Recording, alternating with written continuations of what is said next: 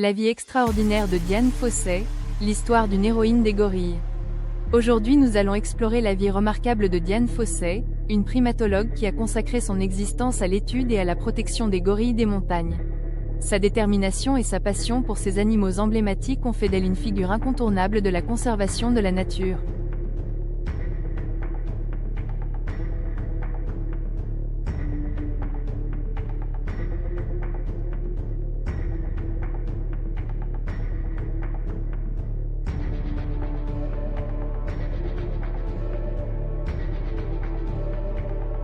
Mais son parcours est également marqué par des épreuves difficiles, des périodes de solitude, des conflits risqués, et un tragique dénouement. Installez-vous confortablement car l'histoire de Dian Fossey est à la fois inspirante et mystérieuse.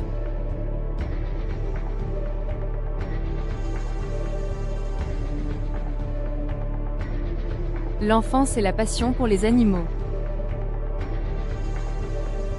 Dian Fossey est née le 16 janvier 1932 à San Francisco, en Californie. Son enfance a été marquée par un intérêt profond pour les animaux. Après le divorce de ses parents, elle grandit loin de son père biologique.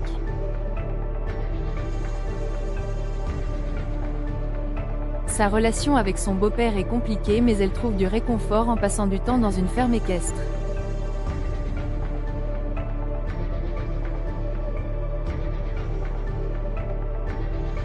Ces moments sont cruciaux pour nourrir sa passion pour les animaux.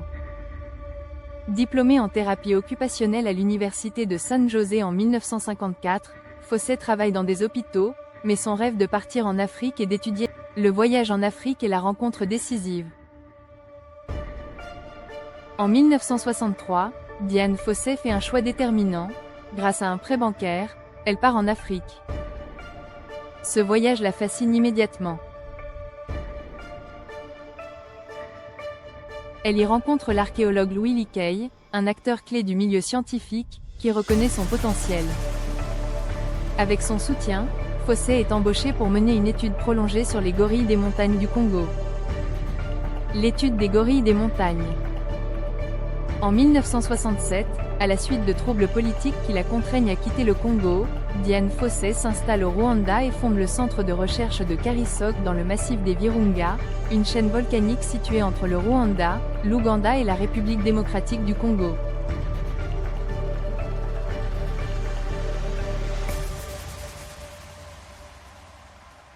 Elle adopte une approche immersive et inédite pour étudier les gorilles, se distinguant des méthodes classiques qui maintiennent les animaux à distance. Dian s'efforce de se faire accepter par les gorilles, imitant leur comportement, mangeant les mêmes plantes et adoptant leur mode de communication. Ces techniques peu conventionnelles sont efficaces. Elle parvient à gagner la confiance des gorilles, notamment celle d'un dos argenté nommé Digit, qui deviendra un compagnon de recherche essentiel. Le combat contre le braconnage. Au fil de ses recherches, Dian Fossey prend conscience de la menace constante que représente le braconnage pour les gorilles.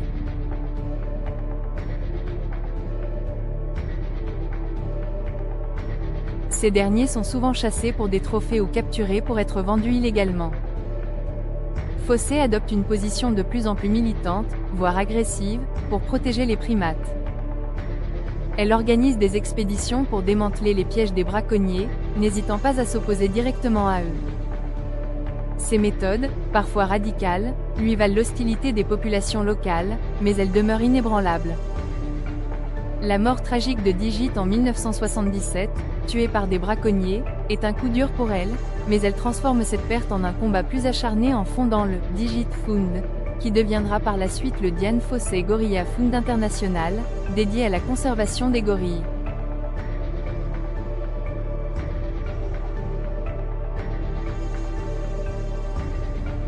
Les braconniers ont tranché la tête de Digit ainsi que ses mains.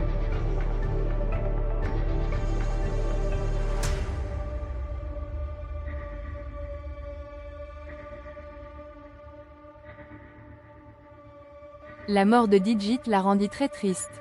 Elle n'a pas pu protéger son gorille préféré.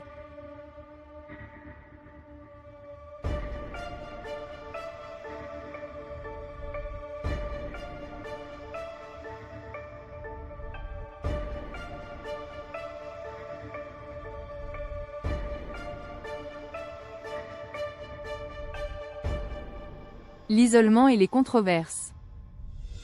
Malgré ses succès scientifiques et ses publications, Dian Fossey vit de plus en plus isolée. Ses relations avec les autorités rwandaises et les communautés locales sont tendues, notamment en raison de son opposition aux projets touristiques qui, selon elle, menaçaient la sécurité des gorilles.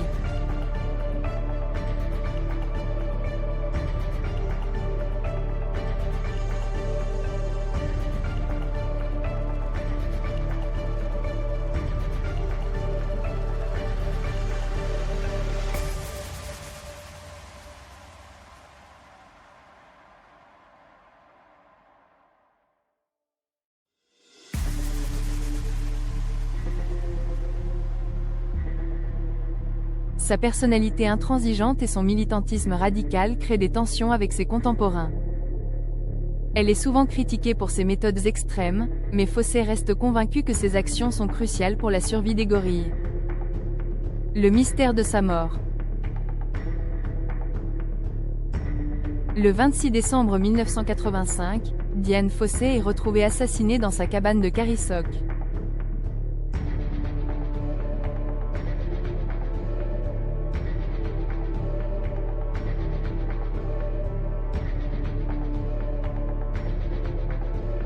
Les circonstances de sa mort restent mystérieuses.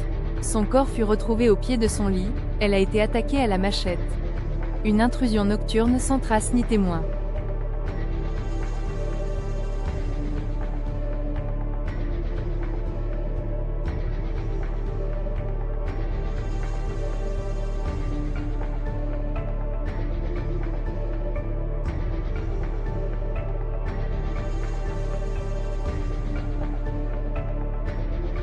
Plusieurs théories ont été avancées. Certains accusent les braconniers qu'elle avait constamment défiés, d'autres évoquent des tensions avec les locaux ou même des conflits internes au sein du centre de recherche.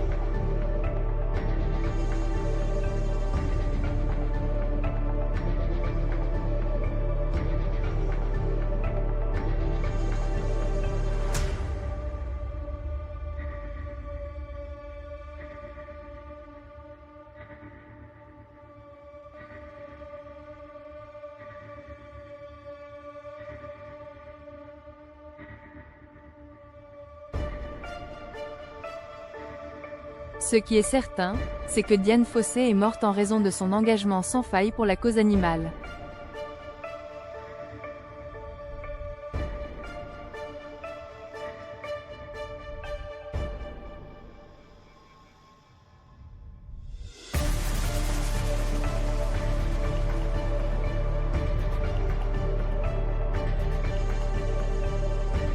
L'héritage de Dian Fossey. Après sa mort, le combat de Dian Fossey pour la protection des gorilles a été repris par de nombreuses organisations.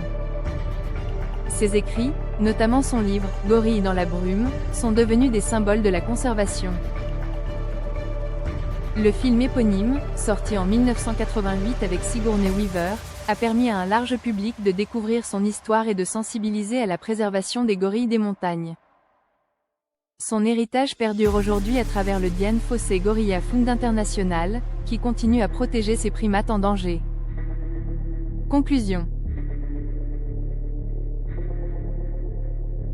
Dian Fossey était une scientifique visionnaire et une militante passionnée qui a dédié sa vie à une cause qui la dépassait.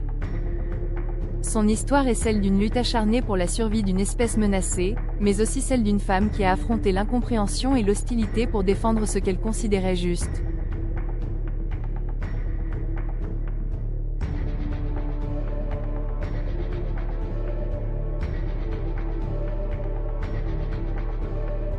Sa vie et son travail nous rappellent que la conservation de la nature n'est jamais simple, mais qu'elle est essentielle pour préserver la beauté et la diversité de notre planète.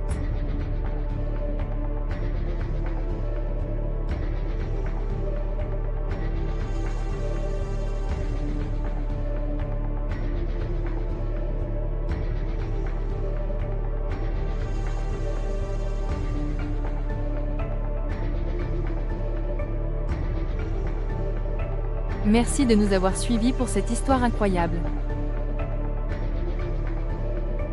Si vous avez apprécié cette vidéo, Abonnez-vous et laissez un commentaire pour que nous puissions continuer à partager des récits inspirants comme celui de Diane Fossey.